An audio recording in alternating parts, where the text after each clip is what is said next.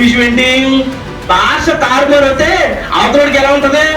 తిట్టునట్టు ఉంటది, అర్థం కాదు. ఇక్కడ జరిగి కూడా అదే నిర్మాణం జరుగుతా ఉందంటే భాషను తారుమారు చేశాడు దేవుడు. ఎందుకో తెలుసా? నిన్ను విస్తీర్ణంగా దేవుడు నడిపించడం కోసం, వాళ్ళని భూమి అంతా నిందించడం కోసం, భూమిలో విస్తరించడం కోసం,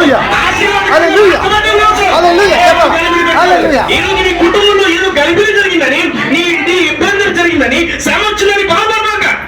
ఆ శ్రమ ఆమోదించింది దేవుడే, బాధ కలిగించింది దేవుడే, గలిబిలి పెట్టింది కూడా దేవుడే. కారణం ఏంటో తెలుసా? నిన్ను ఆ స్థలంలో ఉంచుకున్నా వేరే ప్రాంతాన్ని తీసుకెళ్ళాలని ప్రభు నిర్మాణం. బైబిల్లో అబ్రహాము, లోతు అనే ఇద్దరు వ్యక్తులు ఉన్నారు. అబ్రహాము, లోతు వీరిరువురు కలిసే ఉండేవారు, కలిసే ప్రయాణం చేసేవారు. అయితే ఒకనొక రోజున ఈ ఇరువురికి ఉన్న పనుల మధ్య గొడవ కలిగింది. ఏం కలిగింది?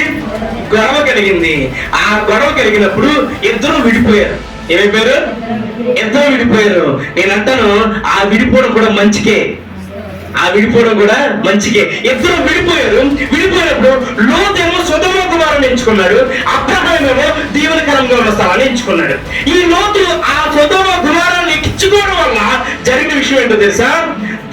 దేవుడు పాపంతో ఉన్న సొదొమ కుమారుని నాశనం చేయడానికి అవకాశమైంది కేవలం లోతు వల్ల మాత్రమే. దేవుడికి స్తోత్రం కలుగుగాక. ఈ రోజు నీ కుటుంబంలో కలిగిన కావచ్చు, నీకు శ్రమ కావచ్చు, కారణం ఏంటో తెలుసా? నీ చుట్టూ ఉన్న శాతాను క్రియలను, పాపము క్రియలను కనుక నువ్వు ఒకటే ప్రార్థన చేయాలి, ప్రభా ఇది నీ చిత్తమని నేను గ్రహించాను, నీ నిర్మాణమే జరుగును గాక.